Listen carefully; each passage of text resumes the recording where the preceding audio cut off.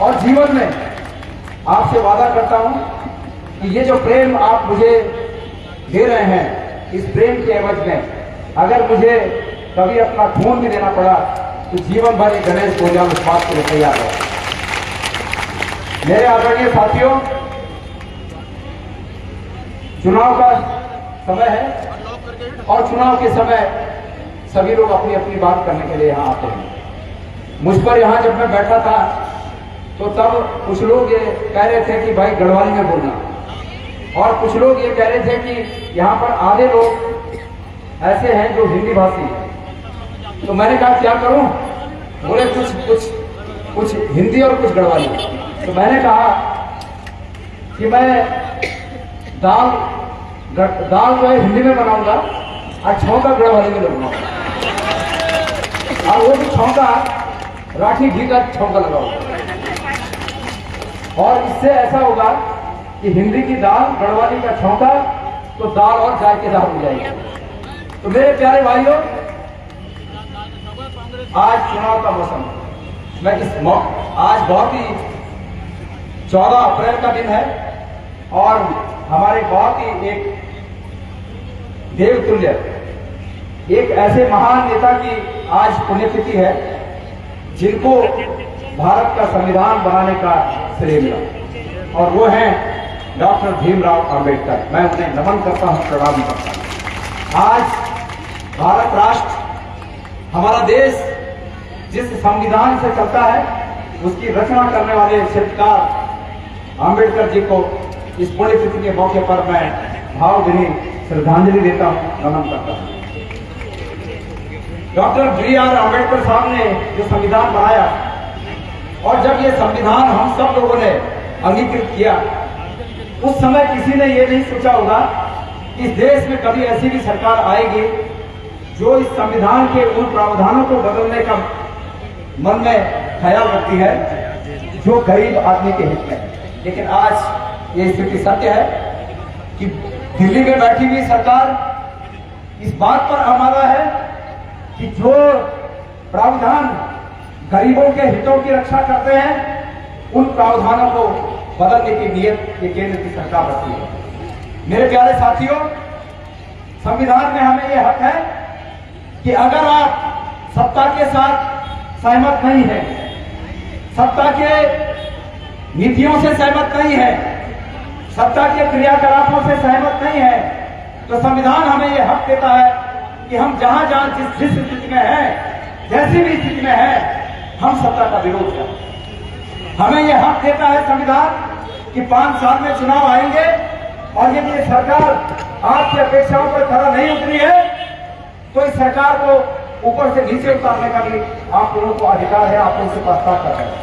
और ऐसे में आज इस चुनाव की बेला पर हम सब लोग ये जानते हैं कि पुनः ये 5 साल के बाद ये जो अधिकार है हम लोगों के हाथ में आया है। मैं आज चूंकि चुनाव लड़ने की स्थिति में हूं, इसलिए मैं चुनाव लड़ने की स्थिति में हूं कि मैं 2 बार आप लोगों के आशीर्वाद से और उस क्षेत्र की जनता के आशीर्वाद से मैं विधायक रहा, और मैं कुछ समय के लिए उत्तराखंड प्रदेश कांग्रेस कमेटी का अध्यक्ष रहा। आप सब जानते हैं कि हमारे पास एक कैंडिडेट पहले से थे, और हम सब लोग इस आशय के साथ उनका सहयोग कर रहे थे कि वही चुनाव लड़ेंगे। लेकिन आप सब जानते हैं कि ऐन मौके पर भारतीय जनता पार्टी बौखलाहट में डर की हार की डर से जिस प्रकार से सभी कांग्रेस के नेताओं को किसी को डराकर और किसी को ललचाकर अपने साथ समाहित कर रही है, ऐसे में हमारे जो कैंडिडेट थे वो भी उन्होंने पर तरफ फाल मार दी, और जब वो ऊपर से फाल मार दी ना, तो मैंने नेगी जी की तरफ उम्मीद भरी नजरों से देखा। मैंने आदरणीय हमारे बड़े भाई को कहा कि नेगी जी, हम हम सब लोग उम्मीद के साथ देख रहे हैं और आपको लोकसभा का चुनाव लड़ना चाहिए।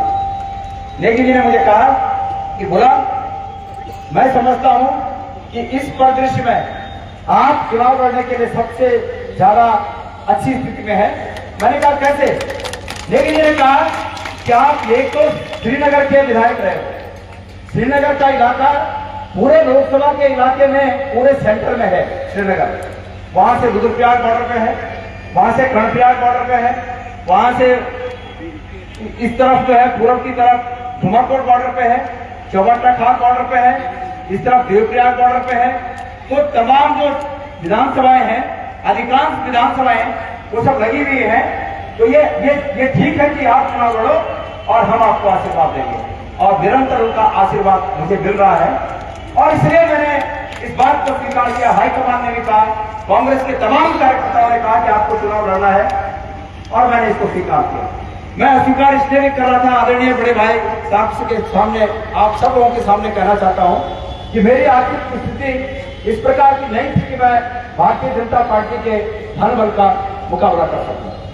मैं 2 बार चुनाव हारा, उसके बाद जो अपने निजी पारिवारिक दायित्व होते हैं उन दायित्वों का निर्वहन इसी 5 साल के अंतर्गत किया, 3 बच्चों की शादी की, और इससे मैं इस स्थिति में नहीं था कि चुनाव लड़ूं। लेकिन सबने कहा कि नहीं आपको लड़ना ही है। तो मैंने भी सोचा कि इस धर्म युद्ध में अगर मैं किनारे बैठा रहूंगा तो आगे आने वाले समय में जब पीछे का इतिहास लिखा जाएगा तो ये माना जाएगा कि गणेश पोद्दार की डरपोक निकला और इस तानाशाही सत्ता के सामने लड़ने की हिम्मत नहीं कर रहा।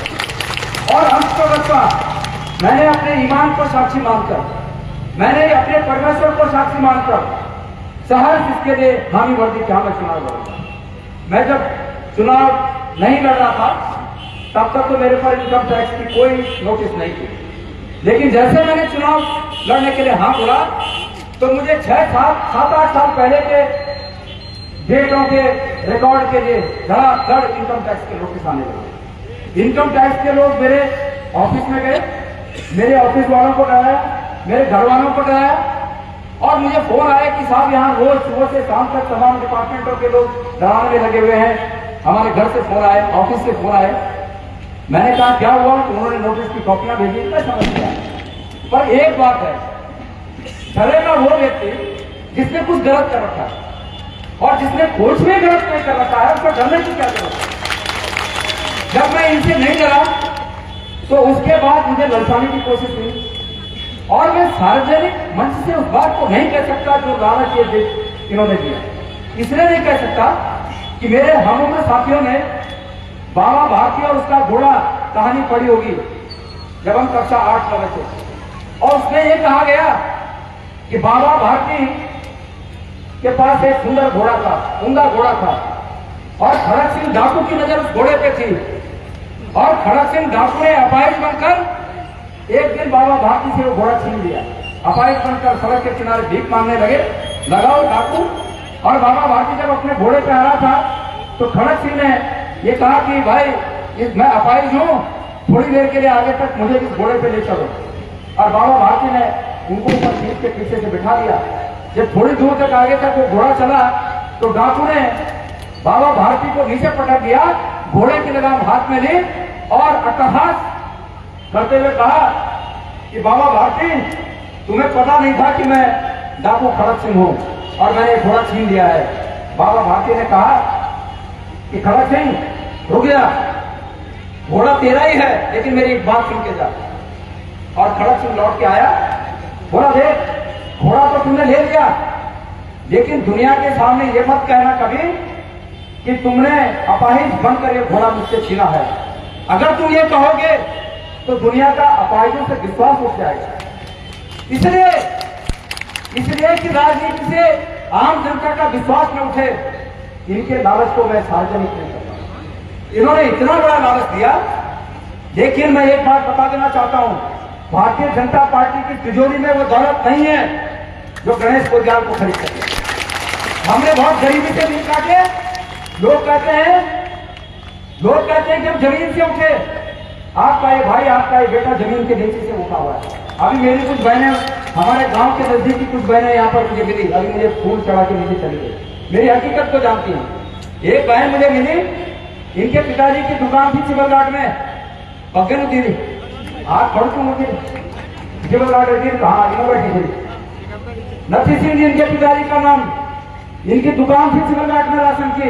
और सन 75 की बात बता रहा हूं। मेरे गांव से 13 किलोमीटर की दूर पर वो दुकान है और 5 पैसा सस्ता मिलता था। और मैं बहुत छोटा भी था, कमजोर भी था, मैं 5 किलो उठा सकता था।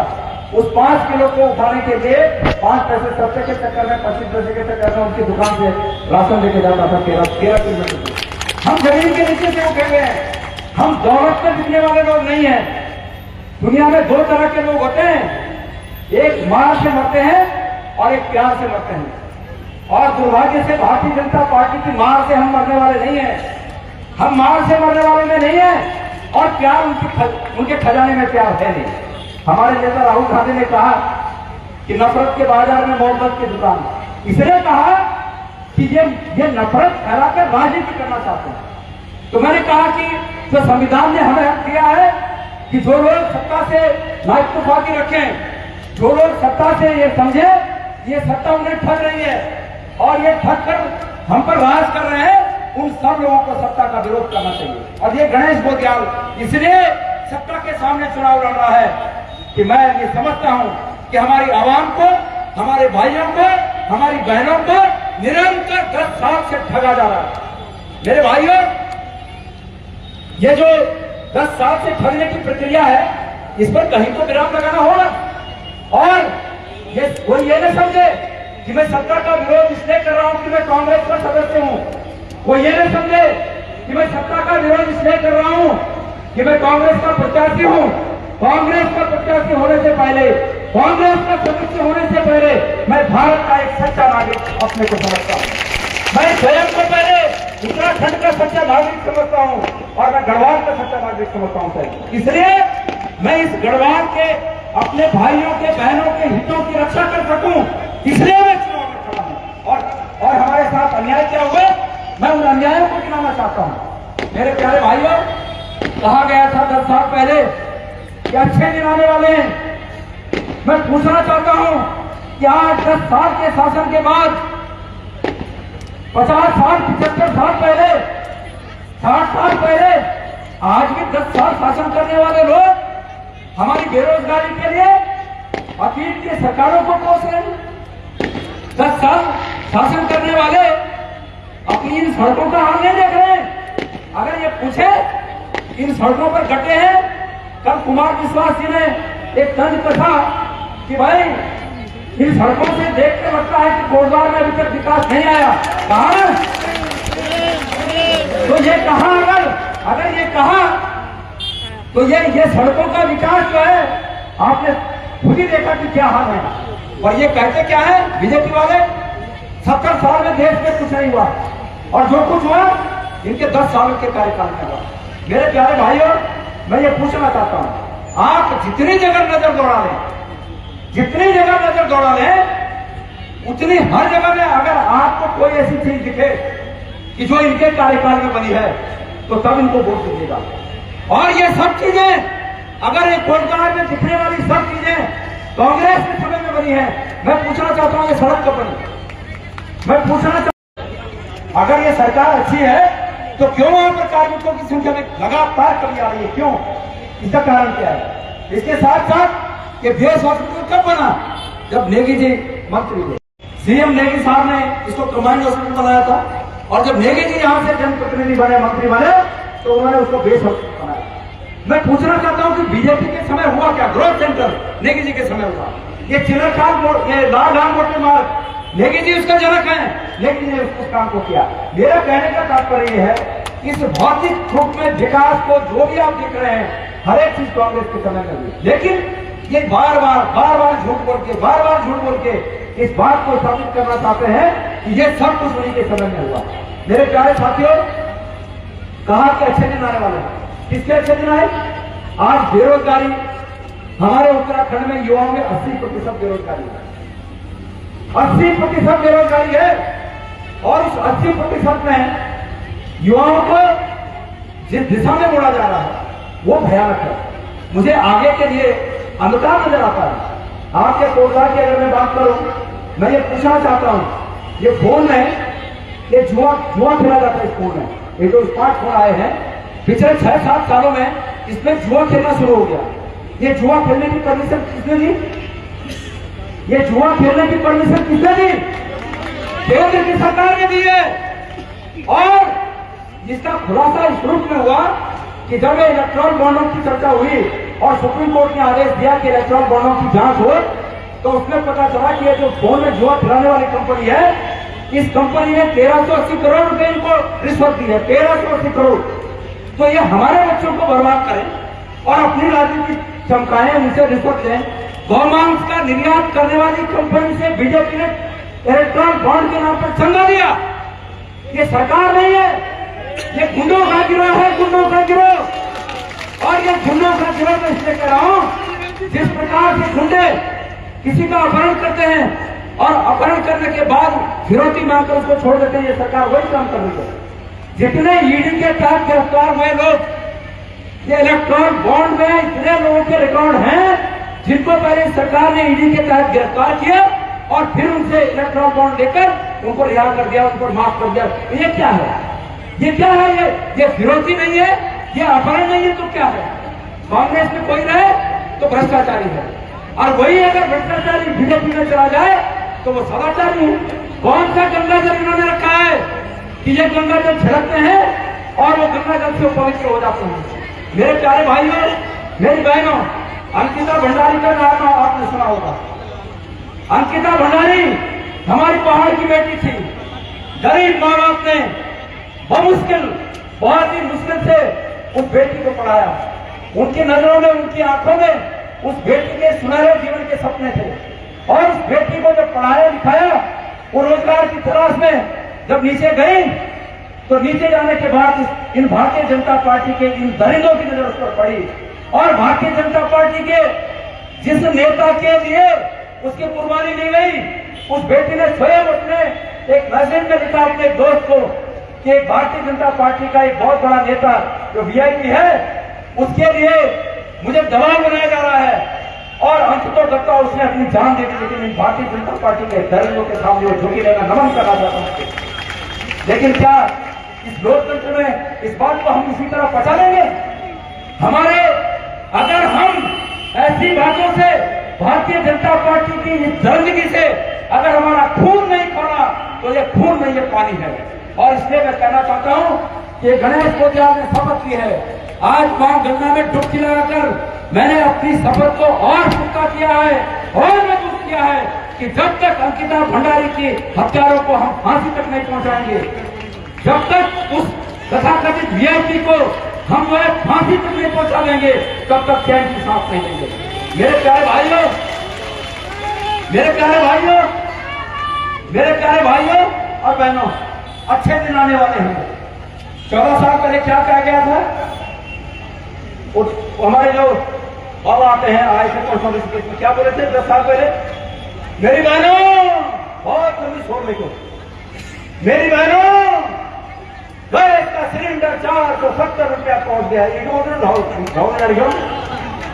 470 रुपया पहुंच गया है। आज मैं पूछना चाह रहा हूं कि आजादी के बाद से 65 साल तक जो गैस का सिलेंडर 470 पहुंचा, आज कितने पे है? कितने पे है?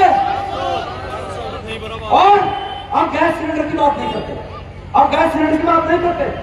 अब परसों आइटम क्या बोल रहे थे कि कांग्रेस के लोग धारी देवी को नहीं मानते हैं। अरे भाई, तुम सिखाओगे?